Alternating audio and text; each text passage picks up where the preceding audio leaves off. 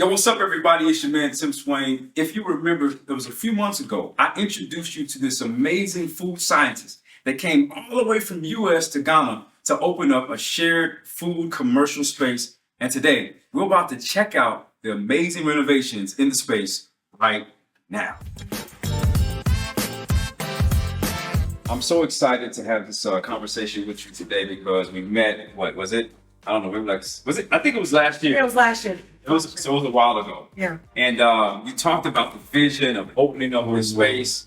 And so I'm really excited to be here right now. But for the folks who are just seeing you for the first time, do us a favor, briefly introduce yourselves and the space that we're in right now. Sure. Tim, it's always a pleasure to have you. It's always great to be connecting. Hi, everyone. I'm Dr. Wanida. I am the founder and CEO of Crescendo Foods. It is Ghana's first shared kitchen space. And we are also a co-working space for folks who just love to eat food. So since the last time I saw you, we've gotten a space and wanted to give Tim and the audience a tour of what we've been up to. Yeah, so I mean, we can start from, I'm looking at, the first thing I noticed when I walked in here was like beautiful colors and like an accent that's popular. So just kind of walk us through where we go right now. Sure. So we'll be actually launching January 21st next year. And we are actually finishing up the last bit of renovation. And so the purpose of this space is, yes, it's a kitchen space for local businesses. You don't have to be Ghanaian to be a part of the community.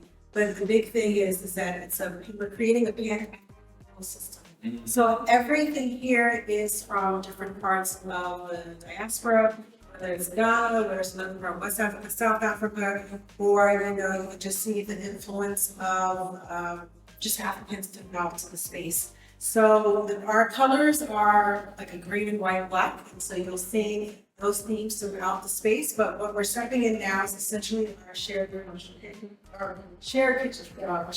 space. And so when I was thinking about it at first, when I first talked to you, it was just going to be just a kitchen space. Yeah, I remember that. Yeah, and now that I thought about it, it's like, well, there aren't any co-working spaces in West Legon. Everything's in Osu, East Legon, Airport, further down or somewhere off the grid somewhere. So it's like, well, there isn't anything going on in West Legon. So when I decided to get this house to turn into a space, we have this huge room. We don't want to tear this up and make it into kitchens. Just turn it into a regular co-working space. So if anybody wants to just come by and just work, feel free. We have this room. We also use this room to do events such as pop-ups. So we've had various chefs come in here and host, just an audience that they're choosing, or there's an organization that comes to me and say, hey, we're going to have to curate a dinner. To our curating dinners in here, we can hold it to about, just this space, 25. But now that we have this long table, I'm sure we can do maybe 30 or 40. So what about like an intimate open mindedness? Yeah, definitely.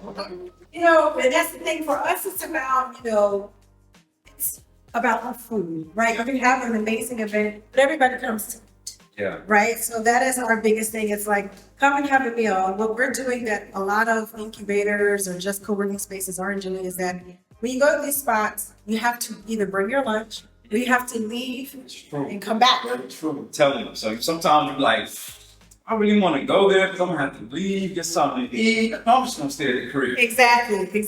And it could be another hour to do all of that. Exactly. So some of the businesses that we're working with, we also are offering the option of ordering lunch while you work. So we'll have a list of people who are around, who are cooking that week. You can order from them ahead of time while they're doing the orders from all their people. And then you can have your lunch brought to you and continue to work on it. So that is something that, definitely being able to do, and not necessarily be, I think, I love Ghanaian food, but I think the thing is the variety. Exactly.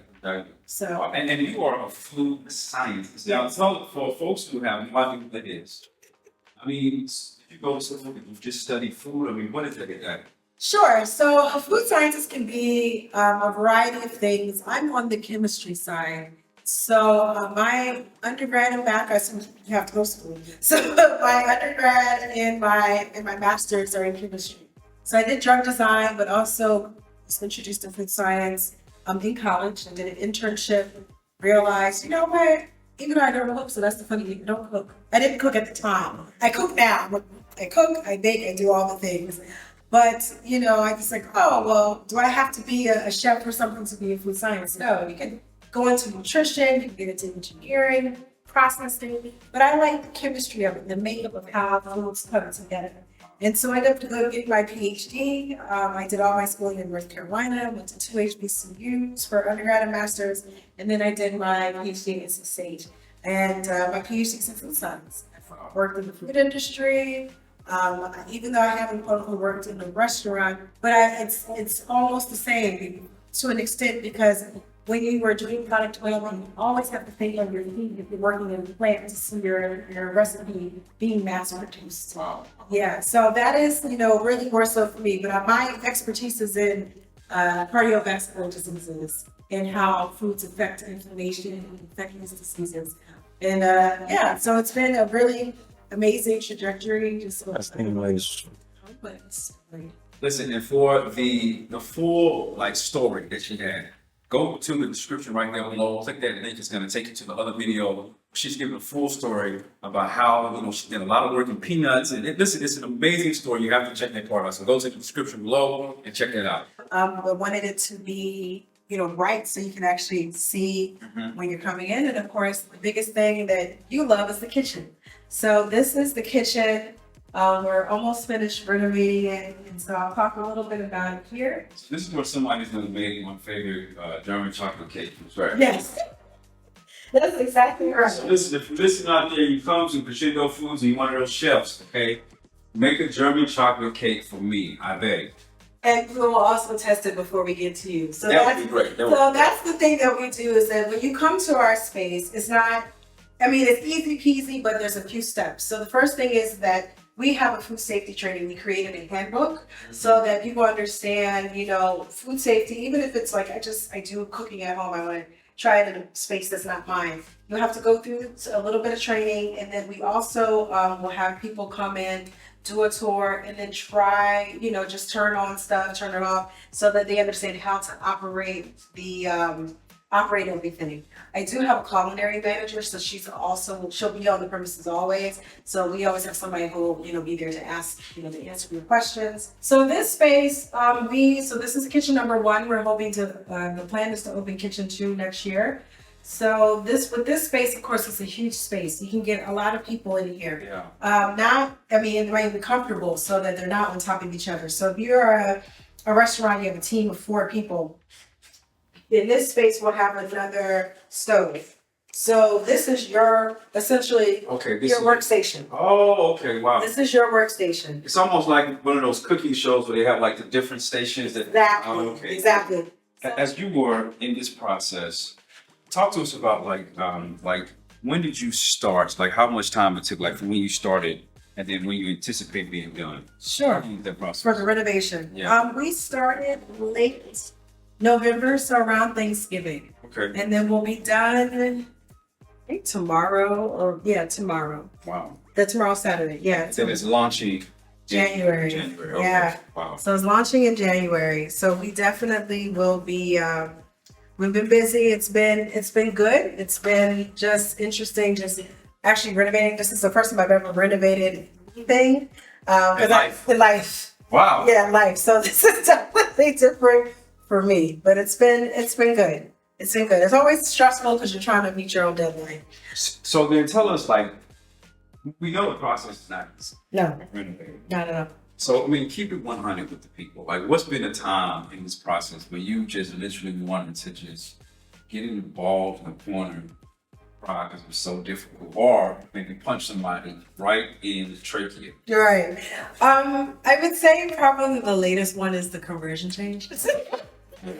Because I'm operating between 2 currencies, right? So the money that we have is definitely dollars.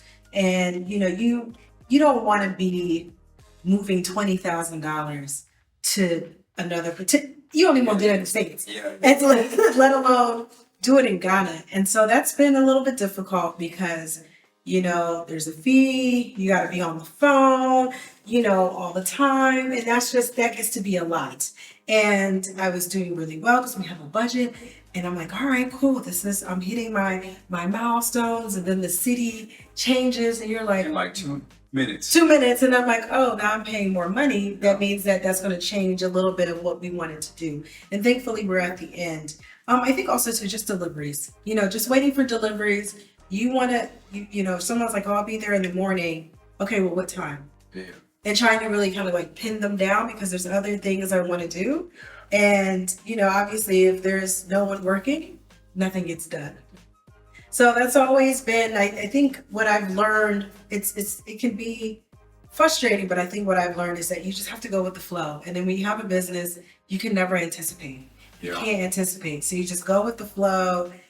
And my team is probably would be more impatient than I am because they're like, well, what's going on? Are we ready? Are we ready? Can we come by yet? I'm like, not yet. So we're doing our big reveal, doing my reveal with my team on Monday. So they, one of the person from my team, she came by this past week, and that's because we had a tasting because we're preparing for an event in January. So they only know the space from what it used to look like. And when she came on Monday, she was like, oh my God. And of course, the first thing we noticed is there's air conditioning because we've had events here before. We just had fans, and this place holds some heat. So now everyone's like, so when are you going to get air conditioners? Oh, we have them now. Wow. So, listen, we talked about some of the challenges you've been having, but we know that you've been getting a lot of work done. So as I come to here, like, wow. So help the people explain to us what's going to be happening like in these kind of spaces. Sure. So in these spaces, we have two of them. This one is a private office that anyone is allowed to rent out. So if you're a small business and you're like, I just want a space to operate from my team, we'll have this. It comes with a private bathroom. We actually have 2 more chairs to go with this so you can fit a team of 4 people. And you have your own space, literally. So this is actually our food tasting room / break room. So if you're someone who, let's say you make product from your house and you make it in the other kitchen and you're like, actually, hey, can we, I want to do a tasting. I want people to come and try it. So let's say we're working with a client who wants our expertise in product development, recipe development, and all that. They can service in here. And so we will have our chairs in the next couple days where we'll have plates and everything, and you'll be able to serve your food here. Now, you can also think of it this way. If someone's like, I want to do a private event, I only want 6 people. You can fit, 6 people here. Instead of having to use the entire co-working space, you may do something small. The biggest thing for me is also food safety. So, a lot of people can be walking around, you drop something, there's germs everywhere. So through this door, we have a shared bathroom space, and that's where people can put their shoes up. They can put their shoes down, they can wash up, there's a shower, and then there's a place for them to put their clothes. So we'll have that as well. So they'll be able to be accountable what is where and not where. So you've really done thought about the whole field. Not to imagine that you wouldn't the business. But it's good to know because even when it comes to businesses that we see, sometimes people don't think through all the little minute details that help create the kind of overall experience that people need. Earlier we talked about, those moments where it's really frustrating, it's really hard. But maybe, like sometimes people need motivation. Right. So can you give us a story or a time when, you sat down because something happened and you made you reflect on like, what, despite this craziness of Ghana, this is why I'm here.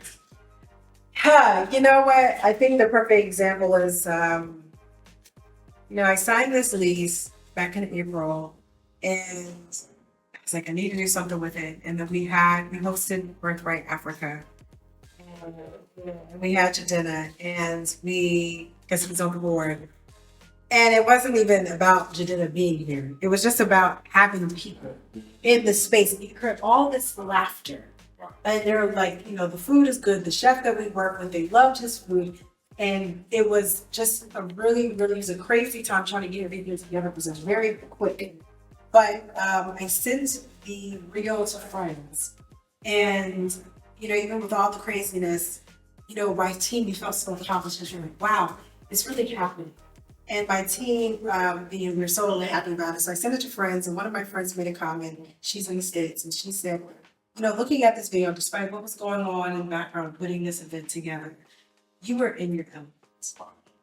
And I said, you know what, really? And then, you have this, right, exactly. So you have these, there's setbacks, of course, but when it all came together and then now I see this, when I, at first, and then the thing is, I will say this, I got really, really nervous starting because it's new, business owner, you're going out there, it's a concept that has never been introduced in Ghana or in, West Africa.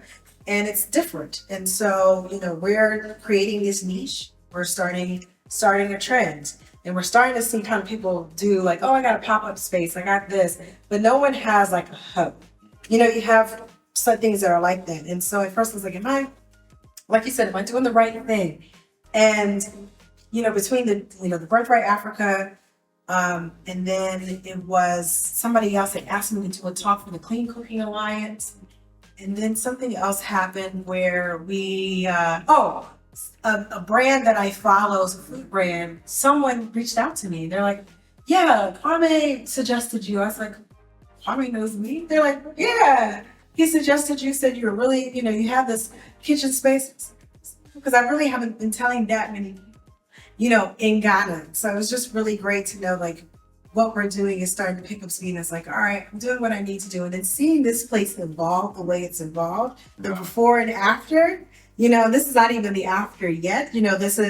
We're almost there. We just need like chairs and stuff. Yeah. It's amazing. So I definitely say I get my inspiration from friends and family, from the ancestors, the universe, all of that. It's been an amazing journey. And to just think, when I met you last year, talking about this, and now it's here. Yeah, it's here. I am so inspired by your journey, and we meet so many people that they say they want to do something, and because of whatever reason, not necessarily bad or negative, that maybe the plans don't happen, but to come here, a year and some change later, and to see the vision become reality, and it's not even fulfilled yet. It's truly inspiring. It's truly encouraging. Last words for somebody that wants to follow your footsteps here in Ghana specifically. In Ghana. I would say pack your patience. Pack your patience. I love that. Pack your patience. I've been here this time. It'll be 3 years next month. Actually, when we open, it'll be the same week of my Ghana anniversary. Wow. So I'll be turning 3 next month, but I lived here before in 2018. And I would say that just stick to your guns, know your boundaries, but also be fluid. I think a lot of the times we come in here and we get caught, we romanticize the situation. But the thing is, it's a business, right? And I think a lot of the times business looks different for everyone. Even if you're doing an online business, it's still work. So I think the thing is just literally take it one day at a time and then take time to rest. That's one of the things I look forward to for, this Christmas break. I have a cousin coming in, she's half Ghanaian, and she's like, oh, what are we gonna do? I'm gonna sleep. Yeah, really look forward to that rest. So I would definitely say, if you're coming here to follow my footsteps. Capital is always hard to get for any business owner, especially for Black women. The other thing is to have your support system. I would not be here without the support system of my family and friends. And just take your time, knowing that things will always change, but remember what the main goal is. Wow. Well, listen, guys, you heard it here first. You need to get your cash right, get your crew together, make sure you stay creative in the process. And as always, listen, I'm so grateful that you guys took some time to be with me today. If this is your first time, make sure you hit that like button, make sure you subscribe. For everybody else, I appreciate you being with me. Till next time, peace.